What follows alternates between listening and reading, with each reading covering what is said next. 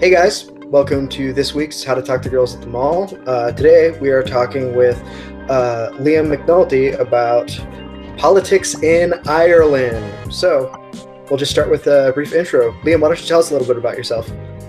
Hey Emmett, so thanks for having me on. So my name's Liam McNulty. I'm the chair of a local Labour Party branch in North London, and also a supporter of a socialist magazine called The Clarion, which is for Labour Party members and for Momentum members as well. Okay, great. So what's Momentum? So Momentum is the campaign that was set up in 2015, late 2015, to be a continuation of the Jeremy Corbyn for Labour leader campaign. So all the resources of that campaign were then, a bit like after the Bernie campaign, all the retake our democracy stuff, etc., etc. That kind of thing. So it's great. Left-wing Labour faction. Gotcha. It seems like, as I've been watching over the past couple years, maybe keeping up with what's been happening with different scandals in the 6 counties and Sinn Féin's surprising gains. The Sinn Féin is the left-wing Republican Party in Ireland. There's been a rise of Republicanism, so I'm wondering where that comes from, how you've been seeing that development. Just generally, what's your take on that? Say in the last year, there's been a real spike in support for Sinn Féin. So there was an assembly election. So as well as having elections to the House of Commons in London, we have elections to a local assembly in Belfast. And that was quite a dramatic result in March 2017. So Sinn Féin had a spike in the polls, especially a lot of first-time voters. Maybe we could talk briefly about the DUP before we talk about this new Tory DUP coalition that's going on. Our beloved Ian Paisley. Yeah, so as you said, the DUP was founded by the Reverend Ian Paisley. It was founded back in 1971, and in many ways it's accurate to call it the political wing of the Free Presbyterian Church. So certainly for Ian Paisley and for the early members, there was no steadfast division between politics and religion in their view. So it has its roots in the 1960s. There was quite a more liberal Northern Ireland Prime Minister called Terence O'Neill. He wanted to incorporate sections of the kind of Catholic middle class into the Northern Ireland state, maybe without making any fundamental reforms, sort of maybe sand off some of the rough edges. And there was also a move towards greater Protestant Catholic interfaith kind of dialogue, and Ian Paisley came to the fore as a kind of opponent of that. Yeah, he's famous for screaming at the Pope. Yes, so that's a perfect. John Paul II came to visit. He came to the European Parliament, and it's a good example of the religion and politics mixing. What does Ian Paisley do? He uses the platform in the European Parliament to denounce the Pope as the Antichrist. So like extreme. Yeah. That's right. And then he got in a fist fight with some guy right afterwards. Yeah, the DUP is very, very reactionary, anti-Catholic sort of Ulster nationalism. There's neoliberal kind of technocrats that run the DUP now, and they are, they're pretty good at what they do. So your viewers might know that the British Prime Minister Theresa May gambled and lost recently. So she called an election to ostensibly to strengthen her majority in the House of Commons, so that she could negotiate Brexit, so negotiate Britain leaving the European Union. And rather than increase her majority, she in fact lost her majority. So that means in the British system, to get any legislation passed, there's not a separate presidency in Britain. The Prime Minister is the leader of the largest party in the legislature.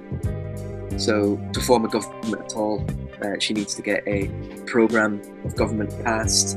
We call it the Queen's Speech, because bizarrely the Queen reads it out. So it falls short of a full coalition government. It's what we call confidence and supply. So the confidence bit is they back her up in key votes in the House of Commons. Confidence votes being the programme for government and the budget. And then the supply is that they supply votes for her when she's trying to enact legislation. but there's currently no sign that the negotiations are going to end. Pause here for a second. So this alliance or brewing alliance between the DUP and the Tories, is this precedented at all, or how crazy is this alliance historically? So historically, there's always been a relationship between Ulster Unionism and the British Conservative Party, but the DUP, I think, is something different. So in the 90s, John Major's minority government relied on the Ulster Unionist Party, which is a more traditional right-wing party. The Democratic Unionist Party is much more overtly religious, much more religious than the UK really expects from its politicians. A better parallel would be Christian evangelicals in the United States. That's much closer to what the DUP are than traditional British conservatism.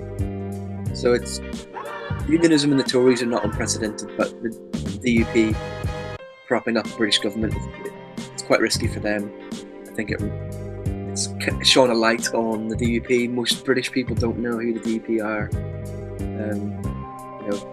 They create a problem in Northern Ireland, but then kind of leave it for 100 years. Yeah, and that's exactly why I brought it up, because I think some of the alliances behind Trumpism and some of the backing that Trump has got from some surprising conservative wings, like the Christian right and stuff, just seems really tenuous to me. So that's why I was asking. Thank you. That's good. Rigorous impartiality, and that means that the British government is not supposed to take a partisan interest in disputes that are reserved to Northern Ireland. So it's a bit of a legal fiction, because obviously they're not impartial. The way the Brexit language looks now is that there's going to be a hard border put between Northern Ireland and the Republic. So what do you see happening with that election result with what else is going on?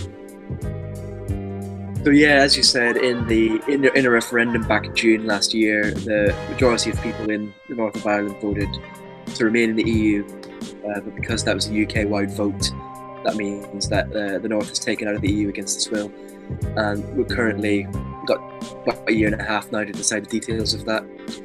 And despite what the British government, what the Leave campaign said during the referendum election, they are now looking at a much harder exit than at the time. Ironically, the DUP did campaign for Brexit. They do want a hard Brexit, but they also kind of want to have their cake and eat it a bit, because they know how economically ruinous a hard border would be between the north and the south. They'll be coming under pressure from business lobbies in Northern Ireland to at least not agree to a customs border there. So, ironically, the DUP could actually soften Brexit a little bit.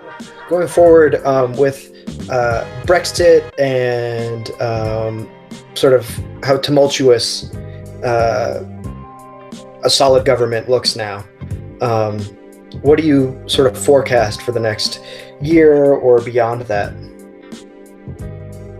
So, politics is moving so quickly that it's difficult to make predictions with any degree of certainty, obviously. But absolutely, what I would say is that this government is going to be very weak.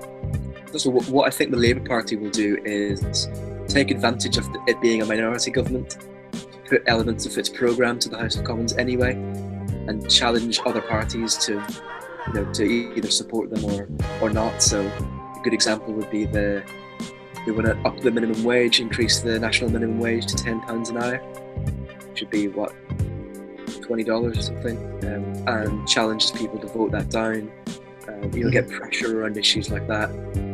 I would like to see so that's the parliamentary Labour movement. I would like to see the extra parliamentary Labour movement stepping up with protests where inflation is creeping up in the UK, so there's potential for industrial struggle around that wage, real wage, which are falling at the moment. So, what socialists should be arguing is for people to step up those struggles and take advantage of the government being weak. In the north, I would say in Northern Ireland, I'm not exactly sure how Sinn Féin will play this one, and whether they will be worried about the DUP's influence in Westminster and want to get Stormont back up and going again, or whether they'll sit it out for a while. Yeah, the Labour Party in the UK is still on an election footing. You know, it's in permanent election mode. It fought a very defensive campaign the last time. There's a lot of seats that it won that it didn't expect to win, and there's a lot of seats that it didn't contest very heavily, that it narrowly lost. So definitely, if there is another general election within the next year, Labour are a good place to build on the gains that they made a couple of weeks ago, and fight a less defensive campaign. Basically, go from 10 raiding parties into kind of Tory seats, because we have the membership to do that now. Well, Liam, thank you so much for speaking with us. This has been truly a pleasure. And I just kind of want to give you an opportunity to plug whatever you're working on. I know you help produce a podcast and you're working on a book right now. So if you want to talk about that. Yeah, sure. So I was just mixing the latest episode of our podcast before I came on. It's called Labour Days, and it's a podcast about trade union and labour history, but also current struggles. So we'll have an episode coming out soon. You can subscribe on iTunes or on any Android podcast app. We've got a Facebook page and a Twitter as well. Yeah, I'm working on a book at the moment. The general election kind of ruined my writing schedule, but it's hopefully going to be out next year. It's about James Connolly, who's the Irish Socialist Republican, who, as you know, spent quite a formative period of his political life in America. No more details on that at the moment, but certainly let you know about it.